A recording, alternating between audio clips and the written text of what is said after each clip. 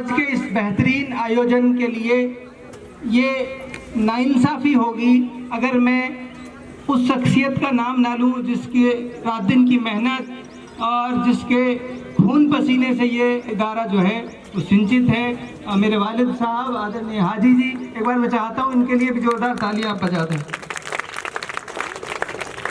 और मैं हाजी जी के बारे में सिद्दीक साहब जब सोचता हूँ अक्सर मैं इमोशनल हो जाता हूँ। एक ऐसा व्यक्ति सही मायने में ये जो ख्वाब मेरे पास हैं, इन तमाम ख्वाबों की अगर कोई देन है मेरे लिए तो ये हाजी जी हैं।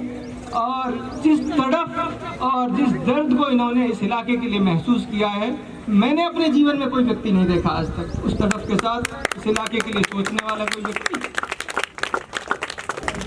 हाजी जी को सोच के मैं इसलिए इमोशनल हो जाता हूँ। ये ऐसा व्यक्ति है थानेदार साहब, सिद्दीक भाई, मैंने 11वीं में सब्जेक्ट बदलने की सोची। मुझे एक टीचर ने बताया कि भाई आर्ट्स ले ले, कॉमर्स में तो परसेंटेज नहीं बनेगी। तो मैं अनामिका स्कूल चला गया कि भाई मुझे अब वापस आप ले लो और मैं आर्ट्स पढ़ना चाहता हूँ, कॉमर्स छोड़ना चाहता हूँ 11वीं करने के बाद। तो मेरे वालिद साहब क्योंकि कॉमर्स के स्टूडेंट रहे खुद और बिजनेसमैन है और बिजनेस अप्रोच के आदमी रहे, उन्होंने कहा परसेंटेज बने मत बने लेकिन तू आर्ट्स मत पढ़, कॉमर्स पढ़।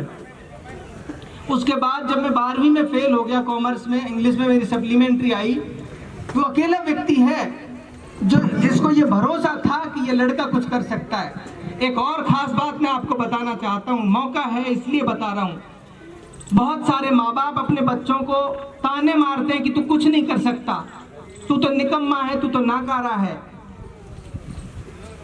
लेकिन एक अलग चीज थी, एक लड़का फेल हो गया 12वीं में, फिर उसका बाप उससे ये कह रहा है कि बेटा तू कुछ कर सकता है, तू चाह ले तो तू कुछ कर सकता है। ये पॉजिटिविटी, ये सकारात्मक सोच हाजी जी की देन थी मुझे। हाजी जी का भरोसा मुझ में था, हाजी जी चाहते थे कि मैं पढ़ूं। हाजी जी मुझे कभी नहीं कहा, मैं 12वीं में फेल हुआ तब भी मुझे नहीं कहा कि तू कुछ नहीं कर सकता, तब भी उनको भरोसा था कि तू कुछ कर सकता है। मुझे हमेशा उन्होंने पॉजिटिव वे में प्रोत्साहित किया। आप सब माँ बापों से इस आज़ादी के उत्सव के दिन पर आप कह रहा हूँ आपसे, कभी भी आप अपने बच्चों को इस तरह के ताने ना मारे कि तू कुछ नहीं कर सकता, क्योंकि उससे और उल्टा नेगेटिव इम्पैक्ट पड़ेगा। हमेशा आप अपने बच्चों पर भरोसा रखिए। अगर वो गलत दिशा में भी है तो उसको आप ये कहिए कि बेटा बस थोड़ी सी दिशा बदलने